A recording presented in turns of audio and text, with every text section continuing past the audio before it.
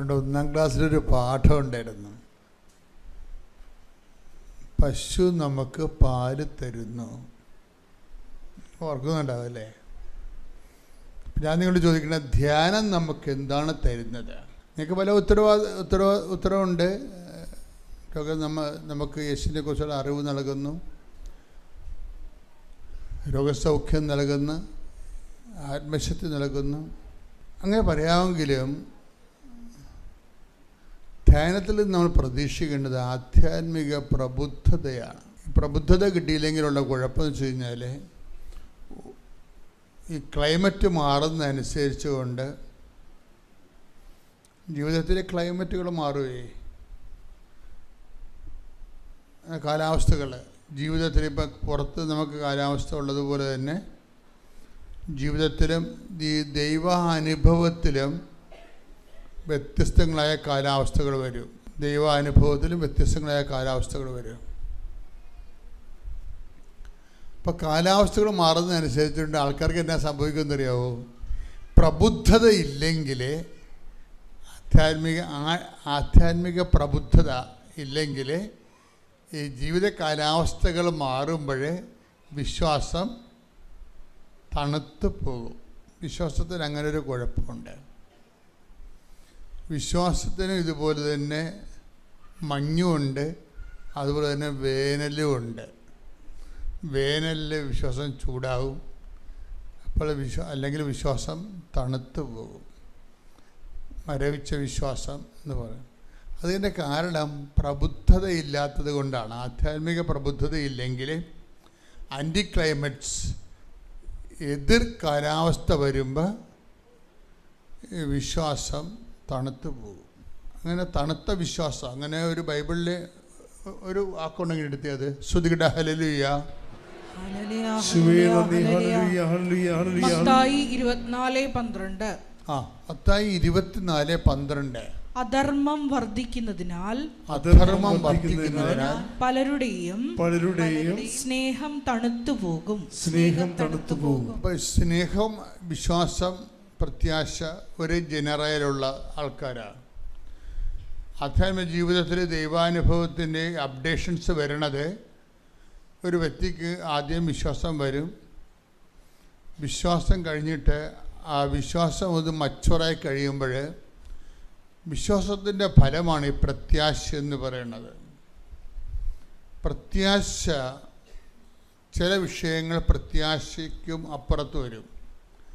പ്രത്യാശ കൊണ്ട് ആശ്വാസം ലഭിക്കാത്ത സമയമുണ്ട്. അതെന്ന് വെച്ചാൽ ഒരു മകൻ കപ്പലിൽ പോയി, പിന്നെ അവൻ എന്തൊക്കെ കാര്യങ്ങൾ ചെയ്തതിനിടയ്ക്ക് സമയത്ത് അവനെക്കുറിച്ച് പിന്നീട് ഭാര്യയ്ക്ക് ആ ഭർത്താവിനെക്കുറിച്ച് പിന്നീട് കമ്പനിക്കാർ ഒരു അറിവും പറയണില്ല. അപ്പം അങ്ങനെ ഒരു 10-20 കൊല്ലം മുമ്പ് അങ്ങനെ എനിക്കൊരു അനുഭവം ഉണ്ടായി. ഒരു ഭാര്യ വന്ന് സങ്കടത്തോടെ പറയും, ഭർത്താവിനെ കപ്പലിൽ നിന്ന് മിസ്സായെന്ന് അവർ പറയുന്നു, എനിക്കൊരറിവും കിട്ടണില്ല, കമ്പനിക്കാരോട് വിളിക്കുമ്പോൾ അവരുമായിട്ടും ഒന്നും പറയണില്ല എന്ന് പറയും. അപ്പോഴവിടെ എവിടെയെങ്കിലും ഉണ്ടാകും, അല്ലെങ്കിൽ ഇറങ്ങി നിൽക്കുകയായിരിക്കും, എന്നെ വിളിക്കുമായിരിക്കും. അപ്പം ഞാനങ്ങനെ വെയിറ്റ് ചെയ്ത് ഇപ്പം 10-51 ദിവസമായിട്ടും കപ്പൽ കരയിൽ വന്നിട്ടും ഇപ്പോഴും ഒരറിവില്ല എന്ന് പറയും. അപ്പോൾ പ്രത്യാശയും പോയി.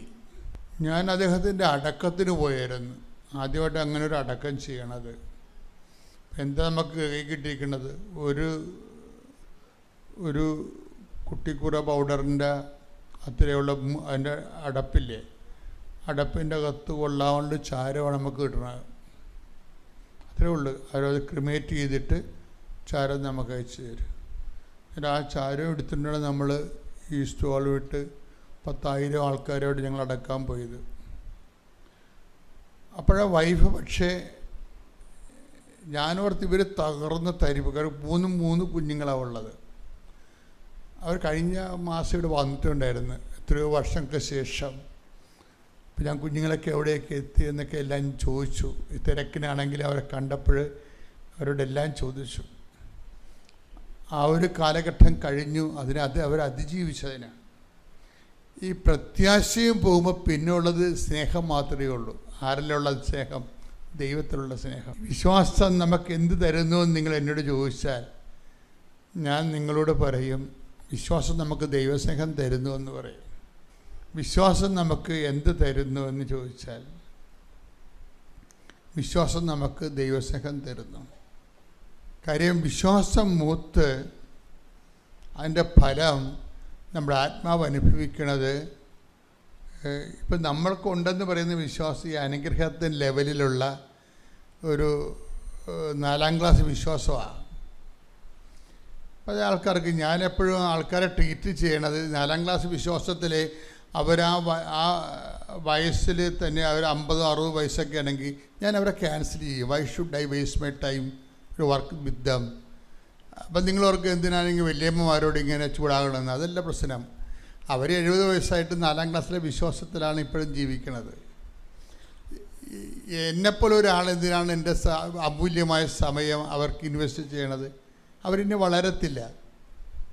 അവരിങ്ങനെ ഓരോരോ കുഞ്ഞു കുഞ്ഞു കാര്യങ്ങൾക്ക് ദൈവത്തിനെ ഇങ്ങനെ നിലയം വിളിച്ച് നടക്കുമെന്നല്ലാതെ അവർ പണ്ട് പോലെ ഇതിൻ്റെ ഒരു പരിപാടി ഇന്ന് വരെ അവർ വിശ്വാസത്തിൽ നിന്ന് പ്രത്യാശയും ദൈവസ്നേഹത്തിലേക്കോ അവർ ആത്മാവിൽ കനം വെച്ചിട്ടില്ല. അപ്പോൾ ഒരു പഠിക്കാത്തൊരു കുട്ടികളെ പിന്നെ നമ്മൾ പഠിപ്പിച്ച് തല തുരന്ന് കുത്തിക്കയറ്റിയിട്ട് വല്ല കാര്യമുണ്ട്? പഠിക്കാത്തവരെ വരെ തൊഴിലെടുത്ത് ജീവിക്കാൻ വേണ്ടി വിടും. അത്രയേ ഉള്ളൂ. പഠിക്കാത്തവരെ നമ്മൾ എന്ത് ചെയ്യും? തൊഴിലെടുത്ത് ജീവിക്കാൻ വിടും. വേസ്റ്റ് അവരെ പഠിപ്പിച്ച് നമ്മൾ സമയം കളഞ്ഞ് കാശ് മുടക്കി വേസ്റ്റ് ചെയ്യത്തില്ല. അവരെ പരിഗണിക്കത്തില്ലെന്നല്ല, അവർക്ക് ഈ കൈവയ്പ്പ് പ്രാർത്ഥനയും എന്തെങ്കിലും അനുഗ്രഹങ്ങളൊക്കെ കിട്ടി അവർ ജീവിക്കും. അത് പക്ഷേ ഒരു പ്രശ്നം വെച്ച് കഴിഞ്ഞാൽ ഒരു കാലഘട്ടം കഴിയുമ്പോൾ ദൈവം, നമുക്കറിയാമല്ലോ, എപ്പോഴും നിങ്ങൾ അച്ഛൻ്റെ ധ്യാനത്തിൽ എപ്പോഴും നിങ്ങൾ ശ്രദ്ധിക്കണ ഒരു കാര്യം, ഈ ധ്യാനം എവിടെയാണ് എപ്പോഴും ചെന്ന് അവസാനിപ്പിക്കണത്? ഞാൻ അവസാനിപ്പിക്കണത്, ഞാൻ 2 പ്രാവശ്യം മാതാവിനെ നേരിട്ട് കണ്ട ആളാണെന്ന് എപ്പോഴും പറയും. അത് വീമ്പാക്കി പറയണ അല്ലത്. ഞാനത് പറയണതിൻ്റെ കാരണം, നിങ്ങൾ പല ആൾക്കാരും ദൈവത്തെ കാണാൻ വേണ്ടിയല്ല ഈ വെളുപ്പിനെ കഷ്ടപ്പെട്ടു വരുന്നത്. മനസ്സിലായില്ലേ? വെളുപ്പിനെ ഇത്രയും കഷ്ടപ്പെട്ടു വരുന്നത് എന്തിനാണ്? ഓരോരുത്തരും ഒന്നെങ്കിൽ വീട് വെക്കാൻ, ജപ്തി മാറാൻ, അല്ലെങ്കിൽ വഴിയിലേക്ക് വഴി കിട്ടാൻ, അല്ലെങ്കിൽ മലയിലേക്ക് കിണർ കുത്തി ആൾക്കാർക്ക് വെള്ളം കിട്ടണില്ല, വെള്ളം കിട്ടാൻ വേണ്ടിയാണ് വരുന്നത്. പക്ഷെ ഞാനത് പ്രൈമറി ആയിട്ട് അഡ്രസ്സ് ചെയ്യും. പ്രൈമറി ആയിട്ട് ഉടമ്പടിയിൽ നടന്നില്ലെങ്കിൽ പിന്നെ ഒരുപാട് നടക്കത്തില്ല.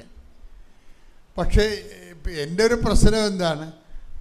അത് ഈ ആൾക്കാർ ഇപ്പം മലയിൽ വെള്ളം 500 അടി കുഴൽ കുത്തി 1,85,000 രൂപ മുടക്കി ഇതുവരെക്കും വെള്ളം വന്നില്ലച്ചാൽ ഇത് വിൽക്കണോ അത് വിറ്റാൽ ആരെങ്കിലും എടുക്കുമോ, ഞങ്ങൾ എവിടെ പോവും എന്ന് ചോദിക്കുന്നൊരു ചോദ്യമില്ലേ? ആ ചോദ്യത്തിന് അഡ്രസ്സ് ചെയ്യും. പക്ഷേ ഉള്ള പ്രശ്നം വെച്ച് കഴിഞ്ഞാൽ അത് ചോദിച്ചുകൊണ്ട് അഡ്രസ്സ് ചെയ്യുമ്പോൾ നിങ്ങൾ ഓക്കെ ആവും. ആ കിണറ്റിൽ വെള്ളം വരുമ്പോൾ നിങ്ങൾ ഓക്കെ ആവും. നിങ്ങൾ സാക്ഷ്യവും പറയും, യേശുവ സ്വസ്ത്രം, യേശുവ നന്ദി, വിൽക്കാൻ പോകരുത്, 2 പെമ്മക്കളായിരുന്നു, കുടിയൊഴിഞ്ഞ് പോകുന്നു വിചാരിച്ച്, അല്ല മാതാവ് ഞങ്ങൾ അവിടെ തന്നെ പിടിച്ച് നിർത്തി, അതിനകത്ത് വെള്ളം വന്നിട്ടുണ്ട്, ഇനി അവിടെ ജീവിക്കാൻ പോവുകയാണ്, യേശുവ സ്വസ്ത്രം, യേശുവ നന്ദി നിങ്ങൾ പറയും. അപ്പോൾ നിങ്ങൾ ഓക്കെ ആവും. പക്ഷെ ഞാൻ ഓക്കെ ആകത്തില്ല. എന്താ കാര്യം? അടുത്ത കൊല്ലം നിങ്ങൾ വേറെ പ്രസവം പറഞ്ഞുകൊണ്ട് വരും. അതാണ് ഞാൻ ഓക്കെ ആകാത്തത്. ഇപ്പം ഇത് ഓക്കെയാണ്. പക്ഷേ അടുത്ത കൊല്ലം നിങ്ങൾ ഇതിനേക്കാൾ ഗുരുതരമായ വേറെ പ്രശ്നവും പറഞ്ഞുകൊണ്ട് വരും. അതിനും ഒരു സമാധാനം ഉണ്ടാകും. അപ്പോഴും നിങ്ങൾ സ്വസ്ത്രം പറയും, സ്തുതിപ്പും ആരാധനയും നടക്കും, സാക്ഷ്യവും പറയും. അപ്പോഴും നിങ്ങൾ ഓക്കെ ആകും. അപ്പോൾ ദൈവം ഓക്കെ ആകത്തില്ല. എന്താ കാര്യം? 90ാമത്തെ വയസ്സിൽ ഒരു സാധനം പറഞ്ഞുകൊണ്ട് വരും. ഇങ്ങനെ വിഷയങ്ങൾ ഇങ്ങനെ അടിക്കടി കിട്ടിക്കൊണ്ടേയിരിക്കും. ഇവരൊരു ദൈവത്തെ ഒരിക്കലും അറിയത്തുമില്ല. അതാണ് പ്രബുദ്ധതയെന്ന് ഞാൻ ആദ്യമേ പറഞ്ഞത്. ആധ്യാത്മിക പ്രബുദ്ധതയെന്ന് പറയുന്നത് എന്തെങ്കിലും അനുഗ്രഹങ്ങൾ അതാത് കാലത്ത് ആവശ്യത്തിന് വേണ്ടി ദൈവത്തിൽ നിന്ന് നമ്മൾ പ്രാർത്ഥിച്ച് വാങ്ങിക്കുന്നതിനേക്കാൾ ഉപരി ഈ ജീവിതത്തെ തന്നെ നമ്മൾ കീഴടക്കണം ദൈവത്തിൽ. ഈ ജീവിതത്തിൽ ദൈവത്തിന്, അപ്പോൾ നമ്മൾ എന്ത് വിഷയം ഉണ്ടായാലും എല്ലാത്തിനേക്കാൾ ഉപരി ദൈവത്തിന് നമ്മുടെ ആവശ്യങ്ങളുടെ പ്രഥമ ആവശ്യം ദൈവമായിട്ട് വരണം. അപ്പോഴാണ് ഈ ആധ്യാത്മിക പ്രബുദ്ധത വരുന്നത്. ആദ്യമായി തന്നെ ജീവനോടെ പ്രത്യക്ഷപ്പെട്ട അമ്മ മാതാവിന് 1000 നന്ദി പറയുന്നു. അമ്മ മാതാവിൻ്റെ പ്രത്യക്ഷീകരണത്തിൽ സാക്ഷിയാക്കി ഈ അൾത്താരയിൽ സാക്ഷി പറയുവാൻ ഞങ്ങളെ അനുഗ്രഹിച്ച അമ്മ മാതാവിന് ഈശോയ്ക്കും കോടാനുകൂടി നന്ദി പറയുന്നു. എൻ്റെ പേര് ജീന സെബാസ്റ്റ്യൻ. ആലപ്പുഴ ജില്ലയിലെ പൂന്തോപ്പ് സെൻറ്റ് ഫ്രാൻസിസ് അസിസി ചർച്ച് ഇടഭാഗമാണ് ഞങ്ങൾ. ഞാൻ ആദ്യമായി ഉടമ്പടി എടുക്കുന്നത് 23/1/2019 ആദ്യമായി തന്നെ ഇവിടെ വന്ന ദിവസം തന്നെ എനിക്ക് ഉടമ്പടി എടുക്കുവാൻ സാധിച്ചു. അന്ന് മുതൽ ഞാൻ ഉടമ്പടിയിലാണ് ജീവിക്കുന്നത്. എന്നും രാവിലെ പ്രത്യക്ഷീകരണ പ്രാർത്ഥന ചൊല്ലുകയും മുടക്കം വരാതെ അതിൻ്റെ നിയമങ്ങളെല്ലാം പാലിക്കുവാൻ എനിക്ക് സാധിച്ചിട്ടുണ്ട്.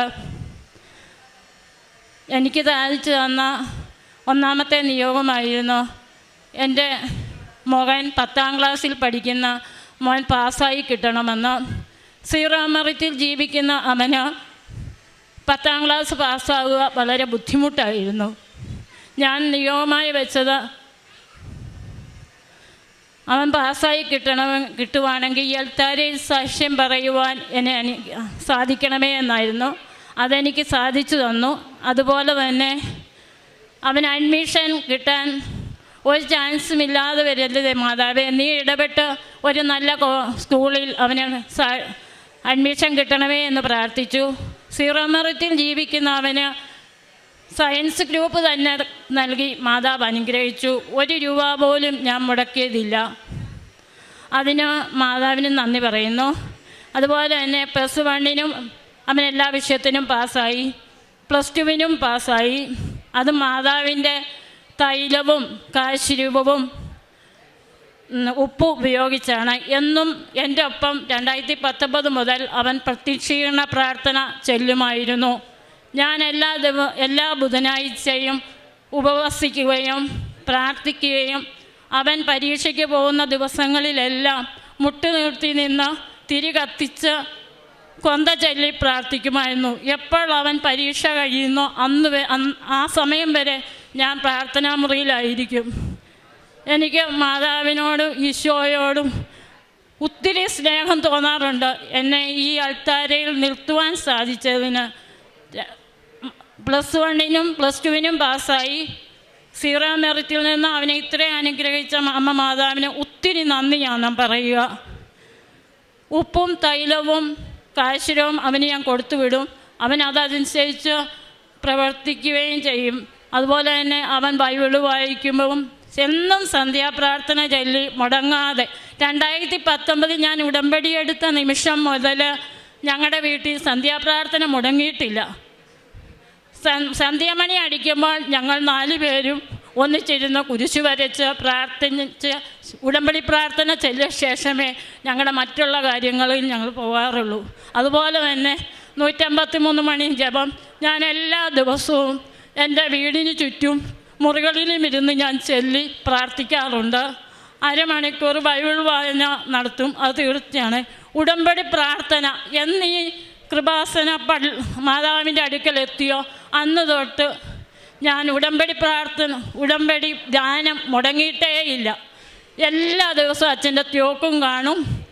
അതുപോലെ തന്നെ ഇവിടെ വരുമ്പോഴെല്ലാം സാക്ഷ്യവും കേൾക്കും. അതുപോലെ തന്നെ ഫോണിലൂടെ സാക്ഷ്യവും പ്രത്യക്ഷീകരണ പ്രാർത്ഥനയും ഡെയിലി ബ്രെഡും സ്ഥിരമായി കാണും. അത് ഷെയർ ചെയ്തു ഞാൻ എൻ്റെ കാര്യം മുന്നോട്ട് നോക്കുന്നത്. ഈശോയും മാതാവും എനിക്ക് തന്ന എല്ലാ അനുഗ്രഹങ്ങൾക്കും നന്ദി പറയുന്നു. പിന്നെ അതുപോലെ തന്നെ +2 പാസ്സായി കഴിഞ്ഞപ്പോൾ എന്തൊരു കോഴ്സിന് ഇവനെ വിടുവണം എന്ന് എനിക്കറിയില്ല. ഞാൻ മാതാവിനോട് പറഞ്ഞു, മാതാവേ, സീറോ മെറിറ്റിൽ നിൽക്കുന്ന എൻ്റെ മോനെ +2 വരെ ആക്കിയത് അമ്മ മാതാവാണ്. ഇനി മുന്നോട്ടുള്ള കാര്യങ്ങളും അമ്മ മാതാവ് നടത്തി തരണം. എനിക്കൊന്നും അറിയില്ല. ഞാൻ ഒരു അമ്മ മാതാവിൻ്റെ കൈകളിൽ ഏൽപ്പിക്കുകയാണെന്ന് പറഞ്ഞ് ഇവനെ ഞാൻ ഏറ്റു. ഒരു പ്രതീക്ഷ പോലുമില്ലാതെ ഇവൻ BSc നേഴ്സിന് അഡ്മിഷൻ പോകണമെന്നു പറഞ്ഞില്ല. ഞാൻ പറഞ്ഞു മോൻ BSc നേഴ്സിന് പോകാൻ. അവന് ഇഷ്ടമില്ലെങ്കിലും അവൻ പോയി. ഫസ്റ്റ് ഇയറും അവൻ പാസ്സായി. ഇതെല്ലാം നടത്തുന്ന എൻ്റെ കാശിൽ ഇവൻ കൊണ്ടുപോകും. അതുപോലെ തന്നെ ഉപ്പും തൈലവും ഇവന് ഞാൻ കൊടുക്കും. ഇവൻ അതനുസരിച്ച് ചെയ്യും. അങ്ങനെ പ്രാർത്ഥിച്ച് സാക്ഷിയൊക്കെ കേട്ട് എവിടെ പോയാലും പ്രത്യക്ഷീണ പ്രാർത്ഥന ചൊല്ലിയിട്ടേ അവൻ പോവുള്ളൂ. അവൻ കോളേജിൽ BSc നേഴ്സിന് പോയപ്പോൾ അവന് ഇതെല്ലാം കൊടുത്താണ്. രാവിലെ ഞാൻ ഫോൺ വിളിക്കുമ്പോൾ അവനോട് പറയും, പ്രത്യക്ഷീണ പ്രാർത്ഥന ചൊല്ലി പ്രാർത്ഥിച്ച ശേഷമേ നീ ഏത് കാര്യത്തിനും പോകാവുള്ളൂ. അതുപോലെ തന്നെ കോളേജിൽ പോകുമ്പോഴും എല്ലാം ഇത് തന്നെ ഉപയോഗിച്ചു. ആ വർഷം പരീക്ഷയ്ക്ക് പോയപ്പോഴും പ്രത്യക്ഷീണ പ്രാർത്ഥനയും ചൊല്ലിയും മാതാവിൻ്റെ തൈലവും ഉപ്പും കാശുരൂപവും കൊടുത്താണ് അവന് ഞാൻ വിട്ടത്. അവൻ അതെല്ലാം ഉപയോഗിച്ചതിൻ്റെ ഫലമായി ഫസ്റ്റ് ഇയർ അവന് പാസ്സാകാൻ സാധിച്ചു. അതുപോലെ തന്നെ സെക്കൻഡ് ഇയറിലും ഈ അമ്മ മാതാവിൻ്റെ കാശുരൂപവും ഉപ്പും തൈലവും പ്രത്യക്ഷീണ പ്രാർത്ഥനയും ഉടമ്പടി പ്രാർത്ഥനയും സാക്ഷ്യങ്ങളും അവൻ കേൾക്കുമായിരുന്നു. അതുപോലെ ചെയ്തതിൻ്റെ ഫലം സെക്കൻഡ് ഇയറിലും അവൻ പാസ്സായി.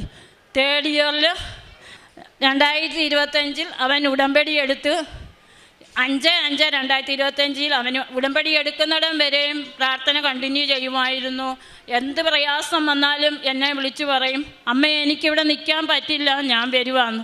ഞാൻ പറയും, അമ്മ മാതാവിനെ നിൻ്റെ കൂടെ തന്നു വിട്ടിട്ടുണ്ട്, നിൻ്റെ കയ്യിൽ അമ്മ മാതാവിൻ്റെ വിശുദ്ധ തൈലവും ഉപ്പും എല്ലാം ഉണ്ട്, അതെല്ലാം ചേർത്ത് പിടിച്ച് കൊന്ത ചൊല്ലി നീ എന്നും പ്രാർത്ഥിച്ച ശേഷം നിനക്ക് അവിടെ നിൽക്കാനും നിൻ്റെ എല്ലാ ശാരീരികവും മാനസികമായ അസ്വസ്ഥതകളും നികത്താനും നിനക്ക് സാധിക്കും. നീ ഒന്നുകൊണ്ടും പേടിക്കണ്ട, അമ്മ ഇവിടെ നിന്നെല്ലാം പ്രാർത്ഥിക്കുന്നുണ്ട്. അമ്മ ഇവൻ്റെ പരീക്ഷ നടക്കുന്ന സമയങ്ങളിലെല്ലാം ഞാൻ ഈ കൃപാസന മാതാവിൻ്റെ അൾത്താരയുടെ സക്കരാരിയുടെ അവിടെ തിരുവോസ്തിയിൽ അവിടെ വന്ന് മുട്ടുകുത്തി എന്ന് ഞാൻ പ്രാർത്ഥിക്കും. എപ്പം പരീക്ഷ തുടങ്ങുന്നോ അന്നേരം മുതൽ ഞാൻ ഈ കൃപാസനത്തിലാണ്. അവൻ്റെ പരീക്ഷ തീരുമ്പോഴാണ് ഞാനിവിടുന്ന് പോകുക. എനിക്ക് മാതാവ് തന്ന അനുഗ്രഹങ്ങൾക്ക് കൃപകൾക്ക് ഞാൻ ഒത്തിരി പറയുന്നു. അതിനോടൊപ്പം ബാക്കി സാക്ഷ്യം പറയും. എൻ്റെ പേര് ജിജോ മോൻ സെബാസ്റ്റ്യൻ. ഞാൻ BSc നേഴ്സിംഗ് സ്റ്റുഡൻ്റാണ്. എൻ്റെ third year exam internal. Mark മാർക്ക് ഇല്ലാത്തതുകൊണ്ട് ഞാൻ തോറ്റുപോയി പരീക്ഷയ്ക്ക്. യൂണിവേഴ്സിറ്റി എക്സാമിന് തോറ്റുപോയി. അപ്പം വീട്ടിൽ വന്നിട്ട് ആരോടും മിണ്ടുന്നില്ല. അപ്പം എൻ്റെ അമ്മ എന്നോട് പറഞ്ഞു, പോയി ഉടമ്പടി എടുക്കാൻ പറഞ്ഞു. അപ്പം ഞാൻ പറഞ്ഞു, അതിൻ്റെ റൂൾസും അതൊന്നും ഞാൻ പാലിക്കത്തില്ല, അത് കാരണം ഞാൻ എടുക്കുന്നില്ലെന്ന് പറഞ്ഞു. അപ്പം അമ്മ പറഞ്ഞു, നീ ഒന്ന് പോയി എടുക്ക്, മാതാവ് നിന്നെ ഏറ്റെടുത്തോളൂ എന്ന് പറഞ്ഞു. ഞാൻ പോയി ഉടമ്പടി എടുത്തു. ഇവിടെ വന്ന് ഉടമ്പടി എടുത്തു. രൂപം വായിക്കാൻ വേണ്ടി എനിക്കൊരു മാതാവിൻ്റെ രൂപം വായിക്കാൻ വേണ്ടി സാധനം കിട്ടി. അപ്പം അങ്ങനെ രൂപം വായിച്ചു. അപ്പം എനിക്ക് മനസ്സിലായി മാതാവ് എൻ്റെ കൂടെ ഉണ്ടെന്ന് മനസ്സിലായി. ഞാൻ വീട്ടിൽ വന്നു, ഉടമ്പടി കറക്റ്റായിട്ട് പാലിക്കാൻ തുടങ്ങി. പ്രേക്ഷിത പ്രവർത്തനം അതെല്ലാം ചെയ്യാൻ തുടങ്ങി. അങ്ങനെ കോളേജിൽ ചെല്ലുമ്പം ഇൻറ്റേണൽ എക്സാം ഉണ്ടെന്ന് പറഞ്ഞു. ഇൻറ്റേണൽ എക്സാമിന് ഞാൻ എഴുതി. വിശുദ്ധ വസ്തുക്കളായ ഉപ്പും തൈലവും എല്ലാം കൊണ്ടുപോയി 3 വട്ടം വിശ്വാസപ്രമാണം ചൊല്ലി കുരിശ് വരച്ച് പരീക്ഷ എഴുതി. പരീക്ഷ ഇൻറ്റേണൽ എക്സാമിന് മാർക്ക് അന്ന് തന്നെ വന്നപ്പോൾ ഇൻറ്റേണൽ എക്സാം പാസ്സായി. അത് കഴിഞ്ഞ് യൂണിവേഴ്സിറ്റി എക്സാം എഴുതി. യൂണിവേഴ്സിറ്റി എക്സാമിനും ഇതുപോലെ തന്നെയാണ് ചെയ്തത്. വിശുദ്ധ വസ്തുക്കളും കൊണ്ടുപോയി. അന്ന് രാവിലെ എൻ്റെ അമ്മയോട് ഞാൻ പറഞ്ഞു, അമ്മ എനിക്കൊന്നും അറിയില്ല, എൻ്റെ കൂടെ ഉള്ളവർക്കെല്ലാം പഠിച്ചു, എനിക്കൊന്നും അറിയില്ല, പാസ്സാകുമെന്ന് തോന്നുന്നില്ല. അപ്പോൾ അമ്മ പറഞ്ഞ്, നീ വിശുദ്ധ വസ്തുക്കളുമായിട്ട് പോ, ഞാൻ ഇവിടെ പ്രാർത്ഥിക്കുന്നുണ്ട്. അമ്മ ആ സമയത്ത് ഇവിടെ കൃപാസനത്തിൽ വന്നിരിപ്പുണ്ടായിരുന്നു പ്രാർത്ഥിക്കാൻ വേണ്ടി. അപ്പോൾ ഞാൻ അവിടെ പരീക്ഷ എഴുതുമ്പോൾ എൻ്റെ അമ്മ ഇവിടെ വന്ന് പ്രാർത്ഥിക്കും. എൻ്റെ അമ്മയുടെയും അപ്പൻ്റെയും വേദന കണ്ടിട്ട് ഞാൻ പറഞ്ഞു, അമ്മയോട് പറഞ്ഞു, അമ്മ ഞാൻ പാസ്സാവും ഇങ്ങനെ പറഞ്ഞു. റിസൾട്ട് ഞാൻ അപ്പം അവിടെ കരഞ്ഞ് പ്രാർത്ഥിക്കുമായിരുന്നു. അപ്പോൾ എല്ലാവരും ക്ലാസ് റൂമിൽ നിന്ന് ഇറങ്ങുമ്പം പരീക്ഷയുടെ ആൻസറുകളാണ് പറയുന്നത്. എനിക്കൊന്നും പറയാനില്ല അവരുടെ മുമ്പിൽ. അപ്പം ഞാൻ പറഞ്ഞു, എല്ലാ വട്ടവും ചുമപ്പ് കാണിക്കുന്ന അവിടെ ഒരു പച്ചയെങ്കിലും കാണിക്കണേന്ന് പറഞ്ഞു. റിസൾട്ട് വരുമ്പോൾ പാസ്സെന്ന് കാണിക്കണേന്ന് പറഞ്ഞു. പരീക്ഷയുടെ റിസൾട്ട് വന്നു. കൂടെ ഉള്ളവരെല്ലാം പറഞ്ഞു, ഞാൻ പറഞ്ഞു ഒന്നും എഴുതിയിട്ടില്ലടാ, എങ്ങനെയാണെന്ന് ഞാൻ ജയിക്കുമെന്നൊന്നും തോന്നുന്നില്ല. റിസൾട്ട് വന്നപ്പോൾ എല്ലാവരും പറഞ്ഞ് ജിജോമിൻ്റെ റിസൾട്ട് നോക്കട്ടെ എന്ന് പറഞ്ഞ് നോക്കിയപ്പോൾ പാസ്സെന്ന് പറഞ്ഞ്. അവിടെ വന്ന ഉടമ്പടി കൃപാസനത്തോട് വിശ്വാസം ഇല്ലാത്തവരും വരെ അന്ന് തൊട്ട് ഇവിടെ എൻ്റെ വിശുദ്ധ വസ്തുക്കൾ ഉപയോഗിച്ച് പരീക്ഷ എഴുതുന്നുണ്ട്. അവരെല്ലാം പാസ്സാകുന്നുമുണ്ട്. അങ്ങനെ തേർഡ് ഇയർ പാസ്സായിട്ട് ഫോർത്ത് ഇയർ വന്നപ്പോൾ എൻ്റെ കൂടെ ഉള്ളവരെല്ലാം ഇവിടെ കൃപാസനത്തിൽ വന്ന് ഉടമ്പടി എടുക്കാൻ തുടങ്ങി. ഫോർത്ത് ഇയറിൻ്റെ പരീക്ഷ സമയത്ത് എന്നിട്ട് ഉടമ്പടി എടുത്തപ്പോൾ ഞാൻ പറഞ്ഞു, മാതാവ് ഏറ്റെടുക്കും, നിങ്ങൾ ആരും ഒന്നും കൊണ്ട് പേടിക്കേണ്ട കാര്യമില്ല, എൻ്റെ ജീവിതം ഇവിടം വരെ എത്തിയിരുന്ന മാതാവിൻ്റെ കൃപ കൊണ്ടാണ്. അപ്പം എല്ലാവരും പറഞ്ഞ് താങ്കളെല്ലാം പാസ്സാവുകയാണെങ്കിൽ കൃപാസനത്തിൽ വന്ന് മാതാവിനെ വന്ന് കാണുമെന്ന് പറഞ്ഞു. അപ്പം ഞാൻ പറഞ്ഞ് എല്ലാവരും വരണം. അന്ന് രാവിലെ പരീക്ഷ 3 സബ്ജക്റ്റ് ഉണ്ട്. ആ 3 സബ്ജക്റ്റിന് സമയത്തും എല്ലാവരും എൻ്റെ കയ്യിൽ നിന്ന് വിശുദ്ധ വസ്തുക്കളും ഞങ്ങൾ പ്രതീക്ഷ പ്രാർത്ഥനയില്ല ആ പരീക്ഷയ്ക്ക് പോയിക്കൊണ്ടിരുന്നത്. പരീക്ഷയുടെ റിസൾട്ട് വന്നു. പരീക്ഷയുടെ ഇടയ്ക്ക് ഞാൻ അമ്മയെ വിളിച്ച് പറയും, അമ്മ എനിക്ക് പറ്റുന്നില്ല, എനിക്ക് തിരിച്ചു വരാൻ ആഗ്രഹം, എന്നെയും കൊണ്ട് പറ്റുന്നില്ല, OBGയും അതൊന്നും എൻ്റെ തലയിൽ കയറുന്നു പോലും ഇല്ല അമ്മ. അപ്പം എൻ്റെ കൂടെയുള്ള പിള്ളേർ ഏറ്റവും പഠിക്കുന്നവർ വരെ പറഞ്ഞു മാനേജ്മെൻറ്റ് എന്നൊരു വിഷയമുണ്ട്, അതൊന്നും തലയിൽ കയറുന്നു പോലും ഇല്ല. അപ്പോൾ ഞാൻ പറഞ്ഞ് എൻ്റെ വിശുദ്ധ വസ്തുക്കൾ അവർക്ക് കൊടുക്കും, അവർക്ക് ആ ഹോസ്റ്റലിൽ ആർക്കെന്ന് ആ കോളേജിൽ പറ്റിയ എൻ്റെ ഉടമ്പടി വസ്തുക്കളോ എന്തെങ്കിലും ഞാൻ കൊടുക്കും. അപ്പോൾ അവരുടെ പെട്ടെന്ന് സുഖപ്പെടുത്താറുണ്ട്. അപ്പം ഞാൻ അമ്മയെ വിളിച്ചു. അപ്പോൾ അമ്മ പറഞ്ഞു, ഞാൻ നിനക്ക് വേണ്ടി പ്രാർത്ഥിക്കുന്നുണ്ട്, നിൻ്റെ കൂടെ എൻ്റെ മാതാവ് വരുന്നു, നീ അതിന് വേണ്ടിയാണ് ഉടമ്പടി എടുത്തിരിക്കുന്നത്, നീ ഒന്നും കൊണ്ട് പേടിക്കേണ്ട കാര്യമില്ല. പരീക്ഷ ഹാളിൽ നിന്ന് പരീക്ഷ എഴുതി ഞാൻ കരഞ്ഞുകൊണ്ടാണ് പരീക്ഷ ഹാളിൽ നിന്ന് ഇറങ്ങി വന്നത്. എൻ്റെ കൂടെ ഉള്ളവർ, ഞാൻ ആരോട് ചോദിച്ചാൽ എല്ലാവർക്കും പറയാം സിമ്പിൾ പരീക്ഷയാണ്, എനിക്കൊന്നും പറയാനില്ല ആരുടെ മുമ്പിൽ. എന്നിട്ട് പരീക്ഷ ഹാളിൽ നിന്ന് വന്ന് ഞാൻ പരീക്ഷ റിസൾട്ട് വന്നു. 4/3/2026 എക്സാം റിസൾട്ട് വന്നത്. റിസൾട്ട് വന്നപ്പം എൻ്റെ വൈകിട്ടായപ്പോൾ റിസൾട്ട് ഞാൻ പ്രാർത്ഥിച്ചു. ഞാൻ ഇത്രേ പ്രാർത്ഥിച്ചുകൊണ്ട് എൻ്റെ അപ്പൻ്റെ അമ്മയുടെയും കണ്ണുനീരൊരിക്കലും ഇനിയും കരയുന്ന എനിക്ക് കാണാൻ പറ്റില്ലേ, എനിക്ക് വേണ്ടി വേദന, ഞാൻ ജനിച്ച കാലം തൊട്ട് അവർ രണ്ടും വേദനിക്കുന്നതാണ്, അതിനിയും കാണാൻ പറ്റില്ലേ എന്ന് പറഞ്ഞു. പ്രാർത്ഥിച്ചു. റിസൾട്ട് വന്നു. ഞാൻ പാസ്സായി. എൻ്റെ കൂടെയുള്ളവർ എൻ്റെ വിശുദ്ധ വസ്തുക്കൾ ഉപയോഗിച്ച് ഞാൻ കൊടുത്തവരെല്ലാവരും പാസ്സായി. എനിക്കൊരു പ്രാർത്ഥന ഉണ്ടായിരുന്നു, എൻ്റെ ബാച്ചിലുള്ള എല്ലാവരും പാസ്സാകണമെന്ന്. റിസൾട്ട് വന്നു, എല്ലാവരും പാസ്സായി. മിക്കവരും വന്ന് എൻ്റെ ബാച്ചിലുള്ളവരെല്ലാം വന്ന് ഉടമ്പടി എടുത്തു. എൻ്റെ ജീവിതത്തിൽ ഓരോ അനുഭവങ്ങൾ ആരെന്ത് എന്നോട് ചോദിച്ചാൽ ഞാൻ ഫസ്റ്റ് എൻ്റെ പേരല്ല പറയുന്നത്, കൃപാസന മാതാവിനെ കുറിച്ചാണ് ഞാൻ പറയുന്നത്. എൻ്റെ മാതാവാണ് എന്നെ ഇവിടം വരെ എത്തിച്ചത്. അതെന്നും എവിടെയും വെച്ച് ഞാൻ പറയും. പ്രേക്ഷിത പ്രവർത്തനമായിട്ട് ഞാൻ പത്രം ഇവിടുന്ന് മേടിക്കും. ചങ്ങനാശ്ശേരി, വണ്ടാനം, തിരുവല്ല അവിടെയെല്ലാം ഞാൻ കൊണ്ടാണ് കൊടുക്കുന്നത്. അപ്പോൾ എൻ്റെ അമ്മ പറയും, നിനക്ക് ആലപ്പുഴ കൊടുത്താൽ. ഞാൻ പറഞ്ഞ് ഇവിടുത്തെ അച്ഛൻ പറഞ്ഞിട്ടുണ്ട് പത്രം കൊടുക്കുന്ന ആലപ്പുഴ ഒരിക്കലും, ആലപ്പുഴ അറിയാവുന്ന ആൾക്കാർക്കല്ല, ഇവിടെ ദൂര സ്ഥലത്ത് കൊണ്ട് കൊടുക്കണമെന്ന്. ഞാൻ അങ്ങനെ ദൂര സ്ഥലത്ത് കൊണ്ട് കൊടുക്കും. അങ്ങനെയാണ് ചങ്ങനാശ്ശേരി. അപ്പോൾ ഓരോരുത്തർ എന്നോട് ചോദിക്കും, നിൻ്റെ ജീവിതത്തിൽ എന്തെങ്കിലും അനുഭവം നടന്നിട്ടുണ്ടോ എന്ന്. ഞാൻ പറയും എൻ്റെ ജീവിതത്തിൽ നടന്ന കാര്യങ്ങൾ മൊത്തം പറയും. എൻ്റെ 10ാം ക്ലാസ് തൊട്ട് എൻ്റെ ഡിഗ്രി വരെ എൻ്റെ ജീവിതത്തിൽ നടന്ന മാതാവിൻ്റെ അനുഗ്രഹങ്ങൾ മാത്രമേ ഞാൻ പറയല്ല. അപ്പോൾ അവർ എൻ്റെ കയ്യിൽ പത്രം മേടിക്കും. പിന്നെ കാശുരങ്ങൾ ഇവിടുന്ന് മേടിച്ചുകൊണ്ട് പോകും. എന്നിട്ട് ചോദിക്കുന്നവർക്കെല്ലാം കൊടുക്കും. പിന്നെ ബൈബിള് വായിക്കുന്നുണ്ട്. പിന്നെ ഞാൻ ദേഷ്യപ്പെടുമായിരുന്നു എല്ലാവരുടെ അടുത്തും. ഉടമ്പടി എടുത്തപ്പം തൊട്ട് ഞാൻ ആരെങ്കിലും എന്നോട് എല്ലാം പറഞ്ഞാൽ ആ സമയത്തൊന്നും വിട്ടത്. എൻ്റെ അമ്മയുടെ അടുത്താണ് ഞാൻ കൂടുതലും ദേഷ്യപ്പെടുന്നത്. അപ്പം എൻ്റെ അമ്മ പറയും, നീ പേടിക്കണ്ട, ഞാൻ പ്രാർത്ഥിക്കുന്നുണ്ട്, നീ ഒന്നും കൊണ്ട് പേടിക്കണ്ടെന്ന് പറയും. അങ്ങനെ ഞാനിപ്പം അങ്ങനെ ദേഷ്യപ്പെടുന്ന അങ്ങനെ പരിപാടിയൊന്നും ഇല്ല. പിന്നെ എൻ്റെ ഈ ഒരു 10 രൂപയെങ്കിലും എൻ്റെ അക്കൗണ്ടിലുണ്ടെങ്കിൽ ഞാൻ ആർക്കെങ്കിലും എന്തെങ്കിലും മേടിച്ചു കൊടുക്കും. എൻ്റെ അമ്മ മാതാവിനും യേശുവിനും കോടാനുകോടി നന്ദി. കൃപാസന ആൾത്താരയിൽ ജീവനോടെ പ്രത്യക്ഷപ്പെട്ട പരിശുദ്ധ ദൈവം മാതാവിൻ്റെ മുൻപിൽ ഇതെൻ്റെ 3ാമത്തെ സാക്ഷ്യമാണ്. ഞാൻ വരുന്നത് വാഗമൺ സെൻറ്റ് ആൻ്റണീസ് ഇടവകയിൽ നിന്നാണ്. എൻ്റെ പേര് കുമാരി ജോസഫ്. കൃപാസന ആൾത്താരയിൽ ഇത് 3ാമത്തെ സാക്ഷ്യം. എനിക്ക് പറയുന്നത് 2 പ്രാവശ്യം ഞാൻ പറഞ്ഞു കഴിഞ്ഞു. ഇത് 3ാമത് വന്ന് പറയാൻ 3ാമത് അമ്മ എനിക്ക് അനുഗ്രഹം തന്നതിനെ ഓർത്ത് നന്ദി പറയുന്നു. ആദ്യമായി ഞാൻ പറയുന്ന സാക്ഷ്യം, എൻ്റെ കാശ് രൂപ എൻ്റെ കയ്യിൽ നിന്ന് നഷ്ടപ്പെട്ടു പോയായിരുന്നു. ഞങ്ങളൊരു ദിവസം വിറകിന് പോയതായിരുന്നു. അന്ന് ഹർത്താലായിരുന്നു. വിറക് പിറക്കി വണ്ടിയിൽ കൊടുത്തു വിട്ടു. ഞങ്ങൾ നടന്നു വരികയായിരുന്നു. എൻ്റെ പേഴ്സ് എൻ്റെ കയ്യിൽ നിന്ന് എങ്ങനെയോ നഷ്ടപ്പെട്ടു പോയി, ഞങ്ങൾ അറിഞ്ഞില്ല. കുറേ ദൂരം പോയി കഴിഞ്ഞ് നോക്കിയപ്പോൾ പേഴ്സ് കയ്യിലില്ലായിരുന്നു. അപ്പം ഞാൻ ഭയങ്കരമായിട്ട് അമ്മയെ വിളിച്ച് കരഞ്ഞു, മാതാവേ എന്നെ വിട്ട് അകന്ന് പോകരുതേ, അങ്ങനെ പോയാൽ എന്നെ കൂടെ കൊണ്ടുപോകണം, എന്നെ അകന്ന് പോകരുതേ എന്ന് കരഞ്ഞ് നിലവിളിച്ചുകൊണ്ട് ഞാൻ പുറകിലോട്ട് ഓടുമായിരുന്നു. റോട്ടിൽ കൂടെ കുറേ ഓടിപ്പോകുമ്പോൾ ഒരു പശു, റോട്ടിൽ ആൾക്കാരൊന്നുമില്ല, ഹർത്താലായിരുന്നത് കൊണ്ട് ഒരു പശു പശുവിൻ്റെ തൊട്ടടുത്ത് കിടക്കുന്ന പേഴ്സ്, ഒരടി പശു മുന്നോട്ട് കാല് വെച്ചാൽ ആ പേഴ്സ് എടുത്ത് പശു വായിലിടും. ഞങ്ങൾക്ക് കാശ് രൂപം കിട്ടത്തുമില്ല, പേഴ്സ് അവിടെ നഷ്ടപ്പെട്ടുവെന്നും അറിയത്തില്ല. അമ്മ മാതാവിനെ വിളിച്ചാൽ അപേക്ഷിച്ചതിൻ്റെ ഫലമായി അമ്മ മാതാവ് ഒരു പോറൽ പോലും കേൾക്കാതെ എൻ്റെ പേഴ്സും കാശ് രൂപ എനിക്ക് കിട്ടി. 2 പ്രാവശ്യം നഷ്ടപ്പെട്ടായിരുന്നു. പിന്നെ ഒരു പ്രാവശ്യം നഷ്ടപ്പെട്ടത്, അത് ഒരു കടയിൽ പച്ചക്കറി മേടിച്ചിട്ട് ഞാൻ പേഴ്സ് താഴെ വെച്ചിട്ട് സാധനമെല്ലാം എടുത്ത് പേഴ്സ് എടുത്തില്ല. പകുതി വഴിക്ക് വരുമ്പോൾ എന്നോട് ആരോ പറയുന്ന പോലെ എനിക്ക് തോന്നി, പേഴ്സ് കയ്യിലുണ്ടോ എന്ന് നോക്കൂ. അപ്പോൾ പേഴ്സ് കയ്യിലുണ്ടോ എന്ന് നോക്കാനോ, എൻ്റെ കയ്യിലുണ്ടല്ലോ എന്ന് ഞാൻ മനസ്സിൽ ഞാനും പറയുക, പിന്നെയും പറയുക പേഴ്സ് കയ്യിലുണ്ടോ എന്ന് നോക്കിയപ്പോൾ എൻ്റെ കയ്യിൽ പേഴ്സില്ല. ഞാൻ പച്ചക്കറി സാധനമെല്ലാം അവിടെ വെച്ചിട്ട് ഒരു ചേട്ടൻ അവിടെ നിൽക്കുമായിരുന്നു. ആ ചേട്ടനോട് പറഞ്ഞ് എൻ്റെ പേഴ്സ് നഷ്ടപ്പെട്ടു പോയി, ഈ സാധനം ഇവിടെ ഇരിക്കട്ടെ എന്ന്. അപ്പോൾ ആ ചേട്ടൻ പറഞ്ഞ് മീനോ വല്ലതും ഉണ്ടെങ്കിൽ അകത്തെടുത്ത് വെച്ചിട്ട് പോക്കോ, പൂച്ച എടുക്കും, എനിക്ക് എന്നാ നഷ്ടപ്പെട്ടാലും സാരമില്ല, എൻ്റെ അമ്മയെ എനിക്ക് നഷ്ടപ്പെടരുതെന്ന് പറഞ്ഞ് ഞാൻ സാധനം ആ വഴിയിലിട്ടിട്ട് ഓടുമായിരുന്നു. അവിടെ പോകുമ്പോൾ ആ കട നിറച്ചും ആളുണ്ട്. ഈ പേഴ്സ് പുറത്തൊരു പച്ചക്കറി കൊട്ടയിലിരിക്കുക, ആർക്ക് വേണേലും അത് എടുത്തിട്ട് പോകാനേ ഉള്ളായിരുന്നു. പക്ഷെ ആരും അവിടെ നിന്നവരത് കണ്ടില്ല. ഞാൻ പോയി എടുക്കുമ്പോഴാണ് അവർ ആ പേഴ്സ് കാണുന്നത്. ഇവിടെ ഇരിക്കുമായിരുന്നു എന്നാൾ ചോദിച്ചു. അങ്ങനെ 2 പ്രാവശ്യം മാതാവ് എൻ്റെ കയ്യിൽ നിന്ന് നഷ്ടപ്പെട്ടു പോയിട്ട് ഞാൻ അമ്മയെ കരഞ്ഞ് വിളിച്ചപേക്ഷിച്ചപ്പോൾ അമ്മയെ എനിക്ക് തിരിച്ചു കിട്ടി.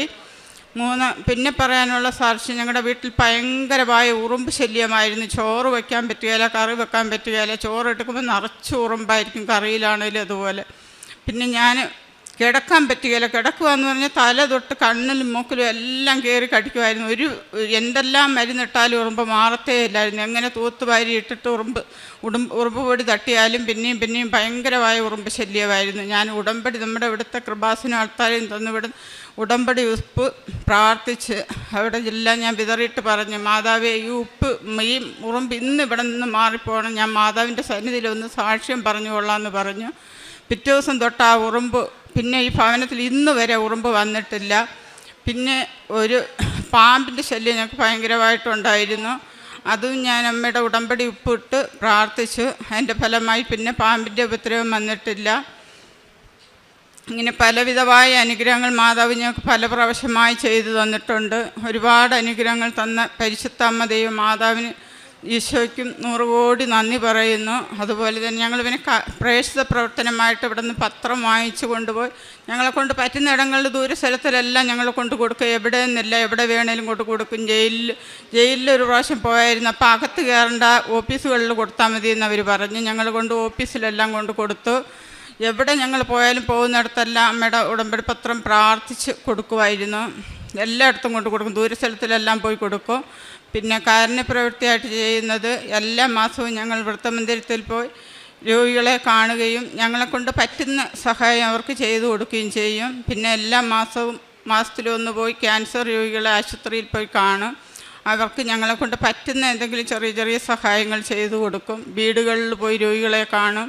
ആരെവിടെ രോഗികളുണ്ടെന്ന് പറഞ്ഞാൽ ഞങ്ങൾ അവിടെ പോയി കാണും, അവർക്ക് വേണ്ടി പ്രാർത്ഥിക്കും. അങ്ങനെ മാതാവിൻ്റെ അനുകൃപയാൽ ഞങ്ങളെ വഴി നടത്തിക്കൊണ്ടിരിക്കുന്നു.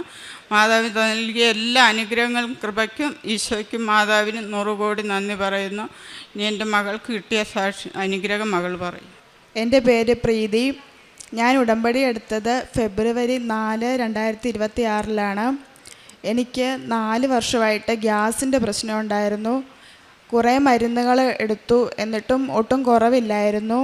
ഞാനിവിടെ വന്ന് ഉടമ്പടി എടുത്തിട്ട് അന്ന് മുതൽ ഞാൻ ഉടമ്പടി ഉപ്പും തേനും മിക്സ് ചെയ്ത് കഴിക്കാൻ തുടങ്ങി.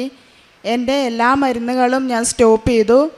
രാവിലെയും വൈകിട്ടും ഞാൻ ഈ ഉടമ്പടി ഉപ്പും തേനും കഴിച്ചു. അതിൻ്റെ ഫലമായിട്ട് പിന്നീട് ഒരിക്കലും എനിക്ക് ഗ്യാസ് കയറിയിട്ടില്ല. ഇപ്പോൾ ഞാൻ ആഴ്ചയിൽ ഒരു ദിവസം ഉപവാസം എടുക്കുമ്പോൾ പോലും എനിക്കൊരു പ്രശ്നവും ഉണ്ടായിട്ടില്ല. പിന്നെ എനിക്ക് കിട്ടിയ അനുഗ്രഹം, എനിക്ക് പീരിയഡ്സ് ആകുമ്പോഴത്തേക്കും ഭയങ്കര വയറുവേദന ഉണ്ടാകുമായിരുന്നു. ഒരു ദിവസം തന്നെ 11 പ്രാവശ്യം ഞാൻ ഛർദ്ദിക്കുമായിരുന്നു. വെള്ളം കുടിച്ചാലും ഛർദ്ദിക്കും, എന്ത് ഫുഡ് കഴിച്ചാലും ഛർദ്ദിക്കും. കട്ടിലേന്ന് എഴുന്നേൽക്കാൻ പറ്റിയാലും അത്രയ്ക്കും പ്രശ്നമുണ്ടായിരുന്നു. ഞാൻ എന്നും ഉടമ്പടി എടുത്തതിന് ശേഷം തൈലം പുരട്ടി പ്രാർത്ഥിക്കുകയും മാതാവിൻ്റെ ഉടമ്പടി കാശുരൂപം വയറിൽ വെച്ച് പ്രാർത്ഥിക്കുകയും ചെയ്യും. അതിനുശേഷം 3 മാസമായിട്ട് എനിക്കിപ്പം വയറുവേദന അനുഭവപ്പെടാറില്ല. എനിക്ക് സാധാരണ ഒരു ദിവസം എങ്ങനെയാണോ പോകുന്നത് അതുപോലെ തന്നെയാണ് എനിക്ക് പീരിയഡ്സിൻ്റെ ദിവസവും ഇപ്പോൾ എനിക്ക് ഫീൽ ചെയ്യാറ്. എൻ്റെ പ്രേക്ഷിത പ്രവർത്തനങ്ങൾ ഞങ്ങൾ ഇവിടെ നിന്ന് പത്രം വാങ്ങിച്ച് ഹോസ്പിറ്റലുകളിലും അതുപോലെ എല്ലാ ബസ് സ്റ്റാൻഡിലുമൊക്കെ കൊണ്ട് കൊടുക്കും. ആശുപത്രികളിലും വീടുകളിലും രോഗികളെ ചെന്ന് കാണുകയും ഞങ്ങളെ കൊണ്ടാവുന്ന വിധം ഞങ്ങൾ പൈസ കൊടുത്തവരെ സഹായിക്കുകയും ചെയ്യും. റോഡിൽ ഇരിക്കുന്ന വയ്യാത്തവർക്കും പ്രായമായവർക്കും ഒക്കെ ആര് കൈ നീട്ടിയാലും ആരെയും വിഷമിപ്പിക്കാറില്ല. ഉള്ളതുപോലെ പൈസ കൊടുത്ത് അവരെ സഹായിക്കും. പിന്നെ ആത്മീയമായിട്ട് ഞാൻ പള്ളിയിൽ പോകാൻ ഭയങ്കരമായ മടിയുള്ള ഒരു വ്യക്തിയായിരുന്നു. ഞായറാഴ്ചകളിൽ പോലും എനിക്ക് പള്ളിയിൽ പോകാൻ ഭയങ്കര മടിയായിരുന്നു. ഉടമ്പടി എടുത്ത അന്ന് മുതൽ ഞാൻ ഒരു ദിവസം പോലും ഇന്ന് വരെ കുർബാന മുടക്കിയിട്ടില്ല. കിട്ടിയ അനുഗ്രഹങ്ങൾക്ക് ഈശോയ്ക്കും മാതാവിനും ഒരുപാട് നന്ദി പറയുന്നു. ഞാൻ ആത്മീയമായിട്ട് വളർന്നത് കുർബാന കൂടാൻ മടിയായിരുന്നു. ഞായറാഴ്ച ദിവസം പണിയുണ്ടെങ്കിൽ അപ്പോൾ തന്നെ അന്നും പണിക്ക് പോകുന്ന ഒരു വ്യക്തിയായിരുന്നു. ഇപ്പോൾ ഉടമ്പടി എടുത്തതിന് ശേഷം ഞാൻ ഒരു കുർബാന പോലും മെനക്കെടുത്തിട്ടില്ല. എല്ലാ ദിവസവും പോയി കുർബാന കൂടും. 2 ആഴ്ച കൂടുമ്പം കുമ്പസാരിക്കും. മറ്റുള്ളവരോട് പറയും ദേവാലയത്തിൽ പോകണം, കുർബാന കൂടണമെന്ന് പറയും. അതുപോലെ തന്നെ പിന്നെ എവിടെയെങ്കിലും പോകണമെന്ന് വെച്ചാൽ ഞാൻ രാവിലെ പോയി കുർബാന കൂടിയിട്ടേ പോകാവുള്ളൂ. അങ്ങനെ ഒത്തിരി ബൈബിൾ വായിക്കും. നേരത്തെ ഒന്നും ബൈബിൾ വായിക്കത്തില്ലായിരുന്നു. അരമണിക്കൂർ കൂടുതലൊക്കെ ബൈബിൾ വായിക്കും. പിന്നെ ഉടമ്പടി തിരി കത്തിച്ചുള്ള പ്രാർത്ഥന ഇന്ന് വരെ എനിക്ക് ദൈവം മുടക്കാനുള്ള ഇത് തന്നിട്ടില്ല. എല്ലാ ദിവസവും പ്രാർത്ഥന ചൊല്ലാൻ ഞാൻ ആ കൊച്ചിനെ വെച്ചിട്ട് ആശുപത്രിയിലിരിക്കുമ്പോൾ അവിടെയും ഞാൻ തിരി കത്തിച്ച് മുട്ടയിൽ നിന്ന് പ്രാർത്ഥന ചൊല്ലുമായിരുന്നു. ബസ്സിൽ ഒരു ദിവസം രാത്രിയായിരുന്നു ഞങ്ങൾക്ക് യാത്ര. അന്നേരം ഞങ്ങൾ ബസ്സിൽ വെച്ച് തിരി കത്തിച്ച് പ്രാർത്ഥിച്ചു. ഇന്ന് വരെ ദൈവം അതിനൊരു മുടക്കം തരാതെ ഇന്ന് വരെ വഴി നടത്തുന്നുണ്ട്. ഇനിയും ദൈവം അതുപോലെ വഴി നടത്തണമെന്ന് പ്രാർത്ഥിച്ചുകൊണ്ട് സാക്ഷി അവസാനിക്കുന്നു.